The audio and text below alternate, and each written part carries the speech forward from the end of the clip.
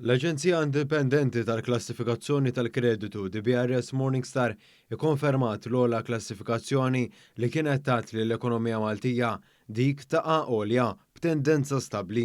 Ikkummentat ukoll li r-rebħa tal-Partit Laburista fl-elezzjonijiet ġenerali ta' Marzu li għadda issaħħaħ l-aspettattivi tagħha li se jkun hemm kontinwità fis-sens wiesa' tal-istrateġiji li bihom jitmexxa l-pajjiż kif ukoll it-tkomplija tal-impenn politiku biex ikompli jissaħħaħ il-qafas istituzzjonali u tal-governanza tal-pajjiż.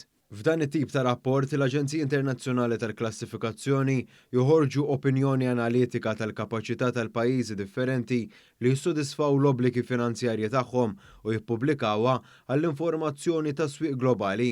Id-DBRS Morningstar osservat li Malta tirkupra bil-qawwi mill-iskoss tal-pandemija u li r-ritmu ta' tkabbir ekonomiku kompla dej matul din is-sena.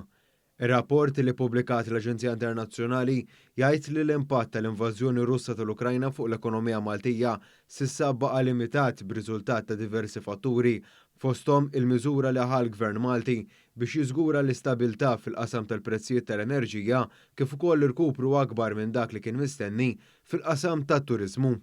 L-Aġenzija qalet li minkejja li ċ-ċirkustanzi attwali se jwasslu biex ir-ritmu ta' tkabbir ekonomiku jbatti fl-2023, Malta xorta waħda mistennija jkollha tkabbir ekonomiku aqwa mill-biċċa l-kbira tal-pajjiżi Ewropej l-oħrajn.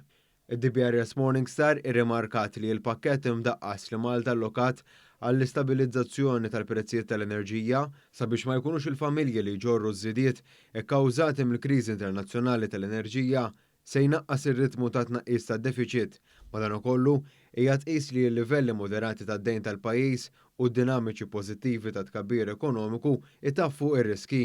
L-Aġenzija Internazzjonali qalet li d-deċiżjoni tal-FATF li tneħħi lil Malta mill-hekk imsejħa l-lista l-griża f'Ġunju li għadda jirrifletti l-progress sinifikanti li jagħmel il-pajjiż fuq isma fejn kellu jieħu azzjoni.